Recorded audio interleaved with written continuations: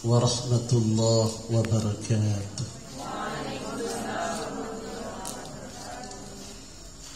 Bismillahirrahmanirrahim. Alhamdulillahilladzi allafa baina qulubina fa asbahna bi ni'matihi ikhwana. Allahumma salli ala nuril anwar wa sirril asrar wa tiryakil aghyar wa miftahi babil yasar Sayyidina Muhammadin al-Mukhtar wa alihi al-athhar wa ashabihi al-akhyar adada ni'amillahi wa ifdalih. Amma ba'du, fadilatul mukarramin, wabil khusus yang terhormat Bapak Kepala Desa yang diwakili oleh Bapak Irsyad, yang kebetulan beliau itu adalah sahabat dan saudara kakak saya, satu angkatan di Pondok Pesantren Astra, dan juga alumni IAIN di masa itu.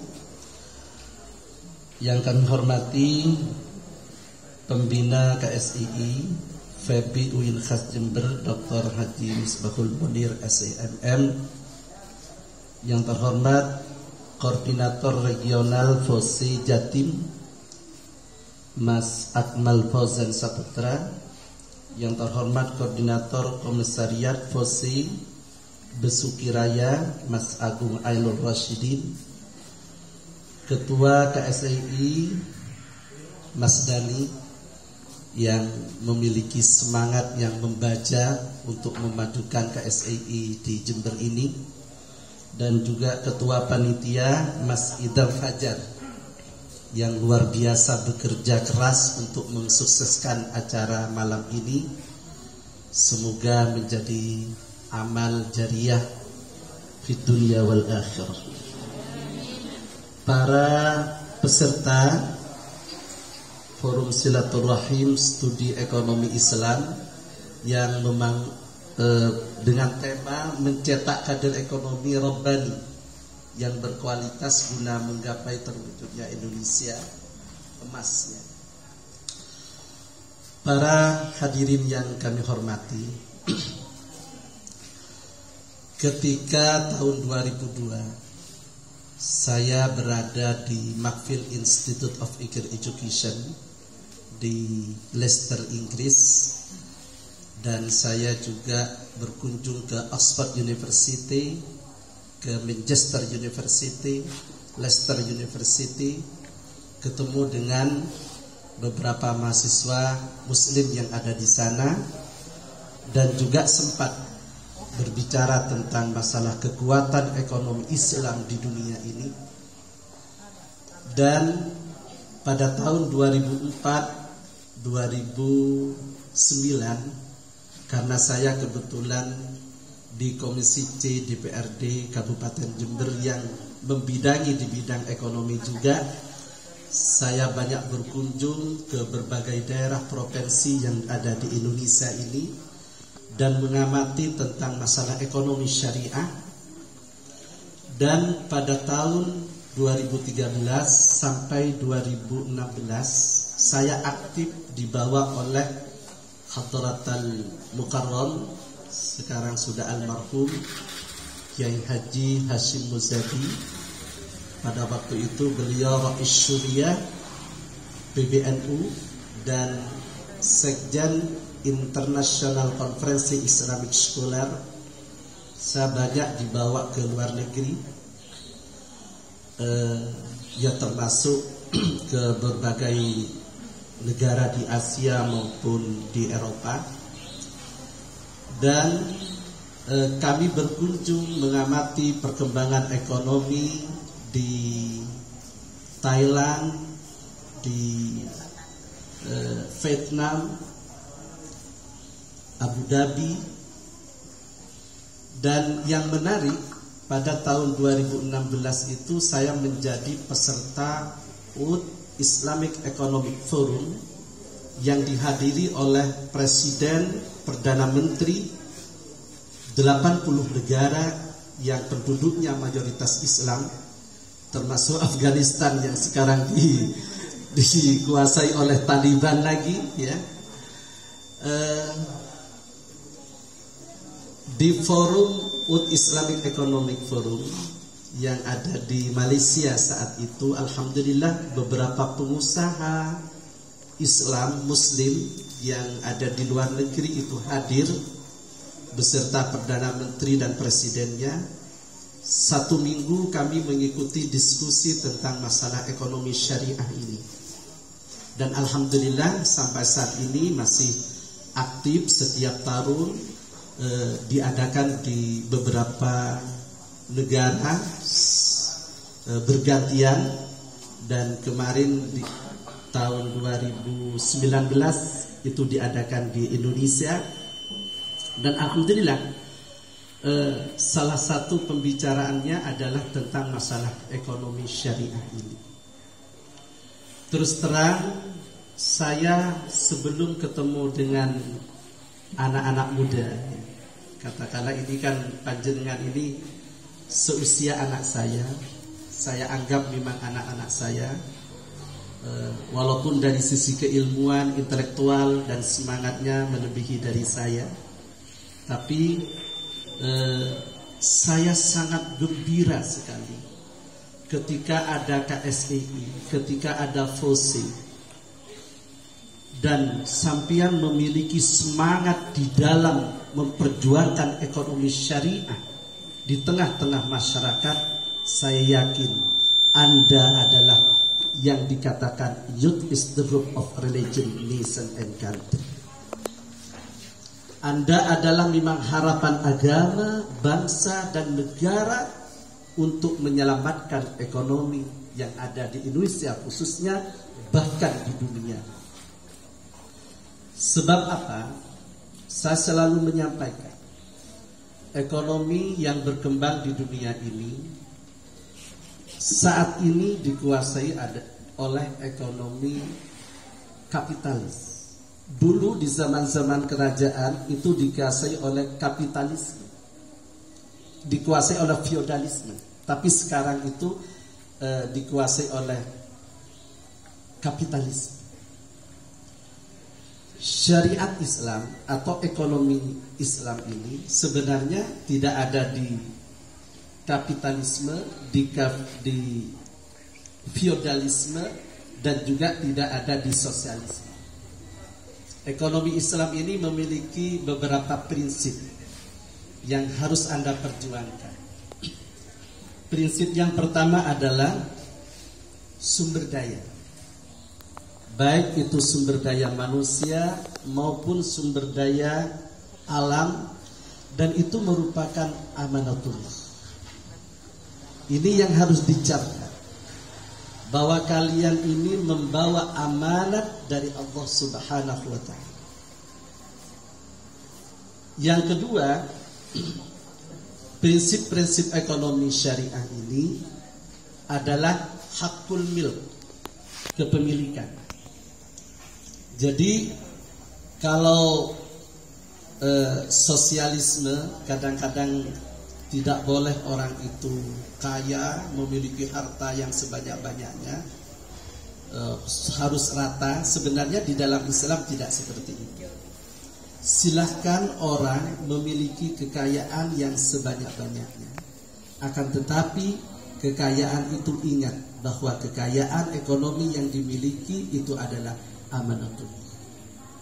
Dan di situ ada kewajiban yang harus dikeluarkan. Nah, disinilah prinsip ekonomi syariah itu hakul milk, memiliki hak kepemilikan. Tidak bisa dikuasai oleh negara, kemudian seseorang tidak boleh memiliki apa-apa. Kemudian yang ketiga adalah prinsip ekonomi Islam itu bekerja. Dalam arti kita itu melaksanakan firman Allah, wabtaghu min fadli. Kita harus mencari karunia Allah dengan bekerja. Nah, oleh karena itu pengurus dan anggota KSEI ini bagaimana bisa memiliki motivasi untuk menjadi pengusaha-pengusaha handal, untuk menjadi orang-orang kaya yang kekayaannya itu diperuntukkan untuk pengabdian kepada Allah dan perjuangan di jalan Shiratal Mustaqim. Kemudian yang keempat, prinsip ekonomi Islam itu adalah pemerataan. Tidak ada hegemoni kekayaan. Jadi kita mengambil ayat likaila yakuna tulatan bainal aghniya'i minkum. Tidak boleh kekayaan itu hanya beredar di antara orang-orang kaya. Oleh karena itu, ekonomi syariah harus mendukung terhadap ekonomi kerakyatan, di mana ekonomi supaya merata, supaya masyarakat bisa menikmati ekonomi dan menikmati kehidupan dengan sejahtera. Kemudian yang kelima, prinsip ekonomi syariah itu supaya likaila yakuna tulatan bainal aghniya'i minkum itu terwujud, maka di situ ada zakat, infak, sedekah. Sehingga ketika kalian nanti ditakdirkan oleh Allah menjadi orang yang kaya raya, jangan sampai lupa tidak mengeluarkan zakat, infak, sedekahnya kepada kaum du'afa atau kepada mustahil. Mudah-mudahan kalian ini ditakdirkan oleh Allah menjadi orang yang kaya. Mudah-mudahan jadi orang kaya. Ya. Saya yakin kalau saya lihat dari raut-raut wajahnya akan menjadi pengusaha-pengusaha. Dan perlu diketahui, di Indonesia ini baru 3, sekian persen pengusaha. Di Amerika yang katanya itu negara maju baru 14%. Artinya saya berharap alumni dari FEBI, alumni dari KSEI, alumni dari FOSE ini kelak akan menjadi pengusaha-pengusaha sukses yang bisa memperjuangkan ekonomi syariah di tengah-tengah masyarakat. Kemudian yang keenam prinsipnya adalah pemerintahan yang adil. Nah, oleh karena itu kalian harus mensupport bagaimana pemerintah adil di dalam memiliki kebijakan-kebijakan ekonomi. Ini harus diperjuangkan karena itulah prinsip dari ekonomi syariah. Saudara-saudari yang dimuliakan Allah, kemudian apa tujuan ekonomi syariah? Tujuannya tentunya adalah kesejahteraan ekonomi dalam kerangka norma moral Islam. Ada sebuah hadis, kalau kalian ingin bahagia hidupnya, ada 3 hal yang harus dimiliki: al-amnah, was-sihhat, wal-kifayah. Harus menjaga stabilitas keamanan. Nah, oleh karena itu kalian yang dididik di ekonomi syariah ini jangan sampai memiliki wawasan yang eksklusif, lalu berpikir, wah, kalau bisnis hanya dengan umat Islam, yang lain tidak boleh. Kalau perlu harta-harta non-muslim harus kita rampas, kita rampok. Jangan sampai memiliki wawasan seperti itu. Harus memiliki wawasan yang inklusif, bahwa dalam konteks muamalah, dalam konteks berekonomi, kita bisa bertransaksi dengan siapapun saja, dengan non-muslim, dengan suku-suku yang berbeda dengan kita, maupun antar negara. Yang penting semua sesuai dengan aturan-aturan yang ada di dalam nilai-nilai hukum Islam. Nah, kesejahteraan inilah yang menjadi tujuan dari ekonomi syariah. Wal kifayah, kesejahteraan. Sehingga kalian ini harus memiliki vision atau wawasan bagaimana bisa mensejahterakan masyarakat dengan memperjuangkan ekonomi Islam di tengah-tengah masyarakat. Kemudian tujuan yang kedua adalah persaudaraan dan keadilan universal. Ukhuwah. Nah, kalau Kiai Haji Ahmad Siddiq punya konsep ada ukhuwah Islamiyah, ada ukhuwah insaniyah, ada ukhuwah wataniyah. Ini sangat penting panjenengan miliki. Sehingga jangan sampai kalian ini memiliki wawasan yang eksklusif. Sekali lagi, jangan sampai sampean itu menjadi muslim yang memaknai teks-teks Al-Quran atau teks-teks hadis itu tekstual. Nanti ketemu dengan ayat qatilul musyrikin, qatilul kafirin.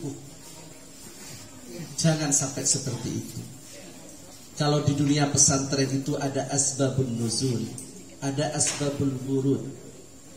Bagaimana sebab-sebab turunnya dari Al-Quran, bagaimana sebab turunnya dari hadis yang diucapkan oleh Rasulullah, sehingga kita tidak boleh memiliki pemahaman yang tekstual, tapi bagaimana kita memahami terhadap makna-makna teks yang ada di dalam Al-Quran, Al-Hadis itu dengan kontekstual. Kontekstualnya bagaimana?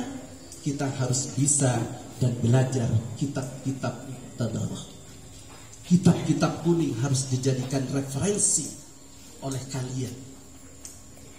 Oleh karena itu harus memiliki semangat belajar yang tinggi di dalam pengetahuan Islam.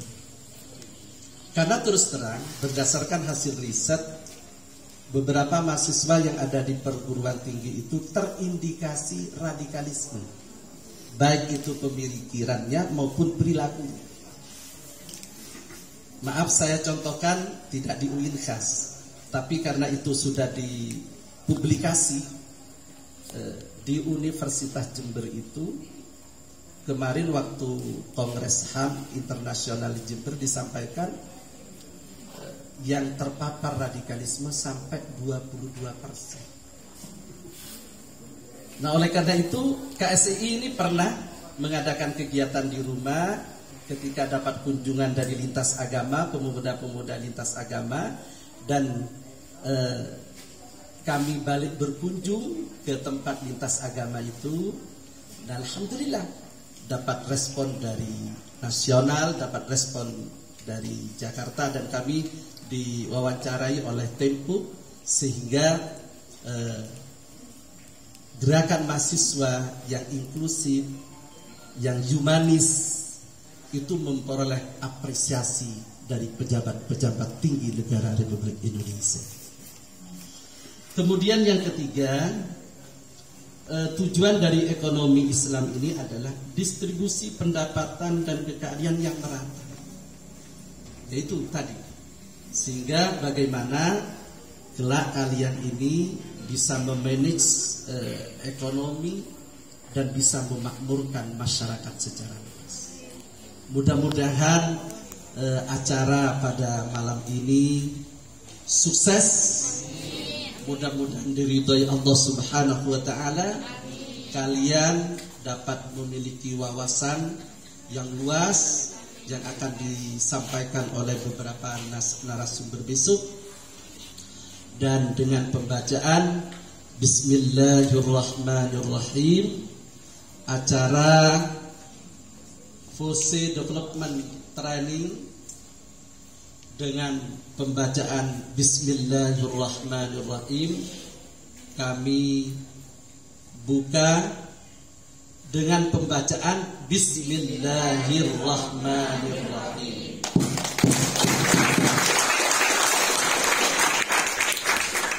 Hadanallahu wa iyyakum ajma'in. Wassalamualaikum warahmatullahi wabarakatuh.